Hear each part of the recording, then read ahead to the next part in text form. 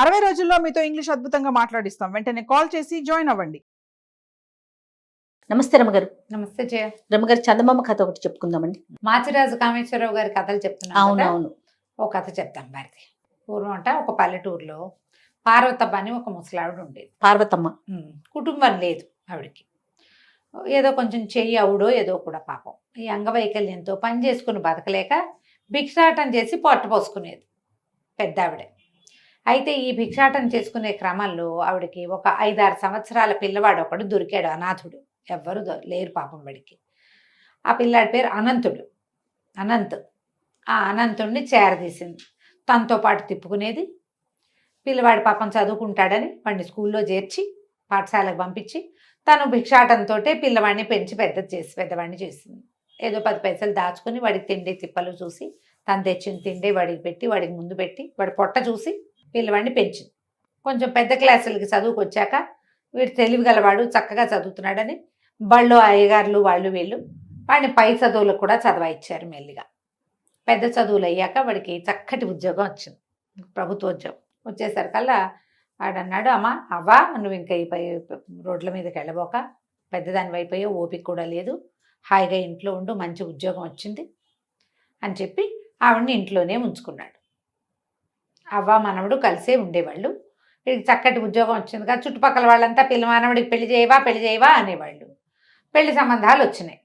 ఈ పెళ్లి సంబంధాల్లో ఎట్లాగా ఈ అబ్బాయి ప్రభుత్వ ఉద్యోగం అవటం, చూడడానికి చక్కగా ఉన్నాడు, బుద్ధిమంతుడు, కష్టపడి చదువుకున్నాడు, ఈ లక్షణాలు చూసి ఎవరైనా పిల్లనిస్తారు. ఇక వాడి కులగోత్రాలు అడగకుండా. ఇప్పుడు కూడా అలా చేస్తారు కదా జయ. అయితే మంచి సంబంధాలే వచ్చినాయి.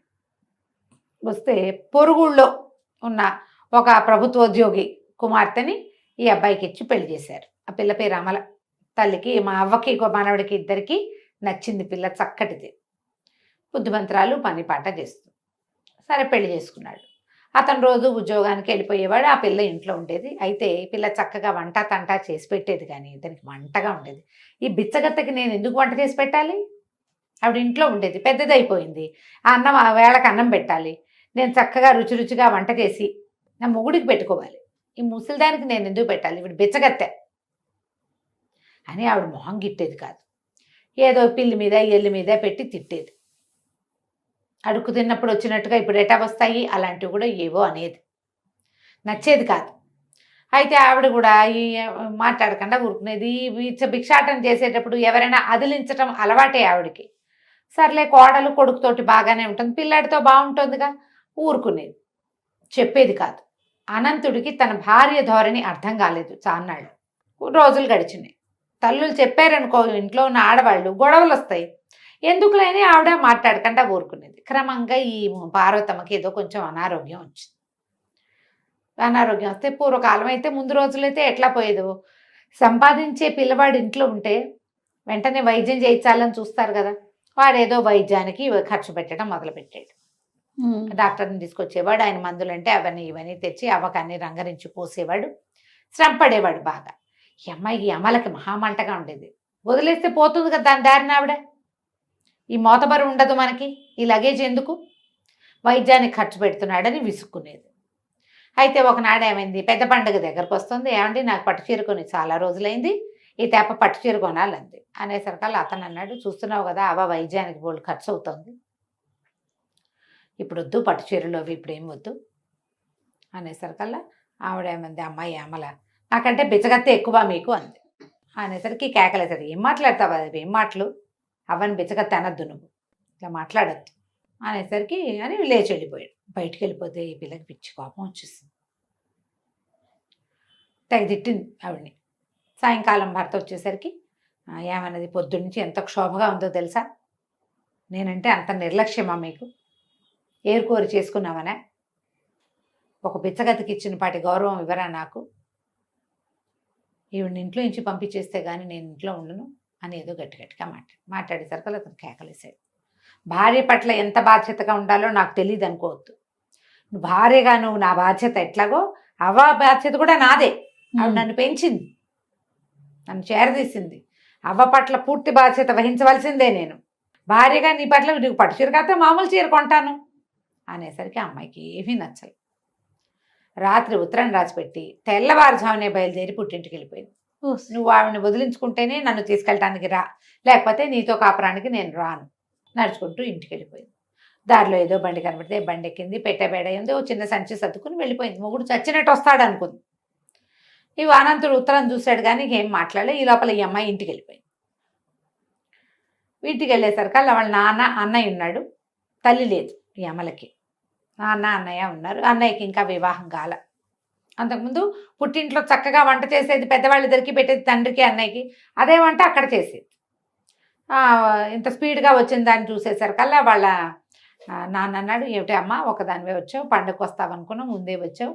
అనంతరం ఎట్లా ఉన్నాడు, పార్వతమ్మ కులాసాగా ఉందంటే, బిచ్చగత్తే ఎక్కువ నాన్న మీ అల్లుడికి, నాకేమీ నచ్చలేదు, పండగకి పట్టుచీర కొనమంటే అవ్వక వైద్యం అంటాడు, వదిలేస్తే పోయేదానికి, నేను ఆ బిచ్చగతకు వండి పెట్టడానికి పెళ్లి చేసావా ఏమిటి నాన్న నువ్వు, నాకేం నచ్చలేదు, నేను చచ్చిన వాళ్ళు మా ఆయన బుద్ధి తెచ్చుకొస్తే కానీ అని రుసరుసలాడుతూ ఇంట్లోకి వెళ్ళిపోయింది. తండ్రి కొడుకు మొహం చూసుకున్నారు. అర్థమైంది. అయిపోయింది. ఈ అమ్మాయి చక్కగా స్నానం పానం చేసి ఏదో కాస్త పోయి రాజేసి వంట చేసేసి మధ్యాహ్నం భోజనం చేసి అన్నయ్యకి నాన్నకి క్యారేజీలు కట్టించి పంపించేసి, అలవాటు కదా, అదే తాపీగా కూర్చుంది. సాయంకాలం చీకటి పడినా నాన్న రాల. చీకటి అయిపోయింది. ఏమిటా నాన్న రాలేదని వాకిట్లోకి ఇంట్లోకి తిరుగుతుంది. రోజువారీ వేళ దాటిపోయింది. కచేరీ నుంచి వచ్చే వేళ దాటింది. పక్కింటి రామయ్య గారు కనపడ్డాడు. రామయ్య బాబాయ్, మా మామయ్య మా నాన్నేడి, కానీ ఇంతసేపు అయింది రాలేదంటే, అమ్మ నీకు చెప్పచ్చో చెప్పకూడదోనే, ఏం చేయాలో, మరి మీ నాన్న ఇవాళ లంచం తీసుకుంటూ పట్టుబడ్డాడమ్మా, పట్టుబడిపోయాడు, మొహం చెల్లకి ఇంకా వచ్చి ఉండడు అనేసరికి వణికిపోయింది అమ్మాయి. ఉద్యోగం పోతుంది మీ నాన్నకి అని చెప్పాడు. ఉద్యోగం పోయి లంచం తీసుకుంటూ పట్టుపడ్డమంటే ఎంత పరువు తక్కువ, ఇంట్లోకి బయటకి తిరుగుతోంది. అన్నయ్య రాలేదు, నాన్న రాలేదు, ఏం జరుగుతోందో తెలియదు.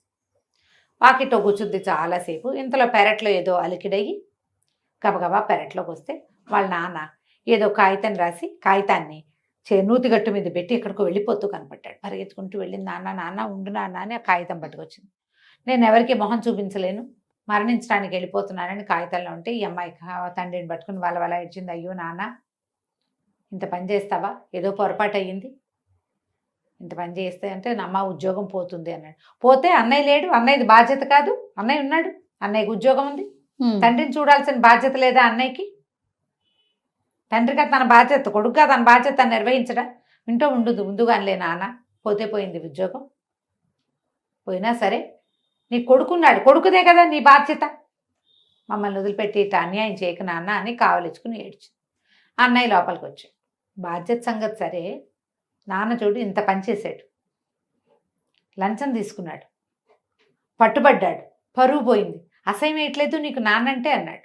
అంటే అసహ్యం ఎట్లా వేస్తుంది, నాన్న వల్ల ఏదో పొరపాటు అయ్యింది, తండ్రిగా నా గౌరవం వీసం ఎత్తు తగ్గల, అమ్మ చనిపోతే మన ఇద్దరిని పెంచి పెద్ద చేశాడు, నాకు పెళ్లి చేశాడు, రేపు నీకు పెళ్లి చేయబోతాడు, ఇల్లు బాకిలి ఏర్పరిచాడు, ఇంకేంటి నాన్న ఏదో వల్ల ఏదో పొరపాటు అయింది, నాన్నని ఎందుకు అసహించుకుంటాం మనం అన్నది. సరే, సంఘంలో పరమ తప్పుగా భావించే లంచం తీసుకుంటున్న నాన్నేమో నీకు అసహ్యంగా లేడు, కొడుగ్గా నేను బాధ్యత వహించాలంటున్నావు, మరి అవకరంతో పొట్టపోసుకునే దారి లేక భిక్షాటం చేసిన పార్వతమ్మ అంటే నీకు అసహ్యం, ఆవిడికి రోడ్డు మీదకి దొరికి, నేను సొంత పిల్లల్ని చూశాడు నాన్న గొప్ప, నీకు రోడ్డు మీద దొరికిన అనంతుణ్ణి ఆవిడ పెద్ద చేసి వాడికి ఒక ఉద్యోగం, వాడి జీవితం ఏర్పరిచి వాడికి ఒక పెళ్లి చేసి వాడి పెళ్ళాన్ని చీత్కరిస్తున్నా నోరు మూసుకుని వాళ్ళ ఇంట్లోనే ఉంటున్న పార్వతమ్మకేమో ఏ విలువ లేదు, ఆవిడంటే నీకు అసహ్యం, ఆవిడ బిచ్చగత్తె, కాలు చెయ్యి అన్నీ ఉన్న నాన్న లంచం తీసుకోవచ్చు, లంచగొండ ఎక్కువ బిచ్చగాడు ఎక్కువ అంటే ఎవరిది ఎక్కువ తప్పు, బిచ్చగాడిది తప్పు కాదు, అంతేగా, వాడికి వేరే చారలేదు, లంచగొండి తప్పు అనేసరికి అమ్మాయి వెంటనే గటక్కమని అంది లోపల.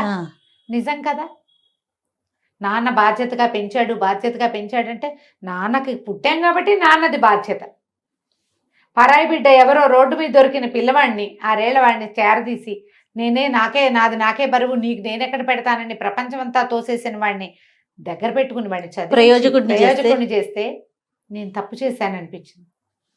ఆవిడ అందే, అన్నయ్య నన్ను క్షమించు, నేను తొందరపడ్డాను, మీరు అన్నీ ఆలోచించి నాకు పెళ్లి చేసిన నేను అమ్మమ్మని అవ్వని ఇట్లా తక్కువ చేశాను, నాన్నకు ఉద్యోగం పోతుందో ఏమిటో అన్నయ్య, పాపం కాస్త నాన్న సంగతి జాగ్రత్తగా చూసుకుంటావా, నేను మా ఇంటికి వెళ్ళిపోతాను. అన్నయ్య నవ్వాడు.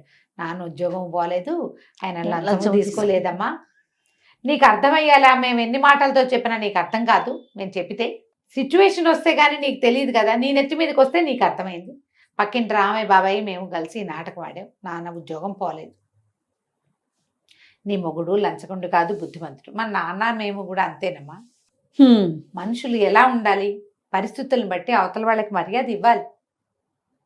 నీకు వాకిట్లో వచ్చిన బిచ్చగత్తె వేరు, వాళ్ళని కూడా మనం చీత్కరించకూడదు. వాళ్ళ గతి గడుకుపోయి వచ్చారు, ఇస్తే పెడితే పెట్టు, లేకపోతే చీత్కరించకూడదు. మనం తప్పు. మనలాంటి మనుషులే వాళ్ళు కూడాను. ఉంటే పెట్టు, లేకపోతే పైకి వెళ్ళి నాయనా అని చెప్తే సరిపోతుంది.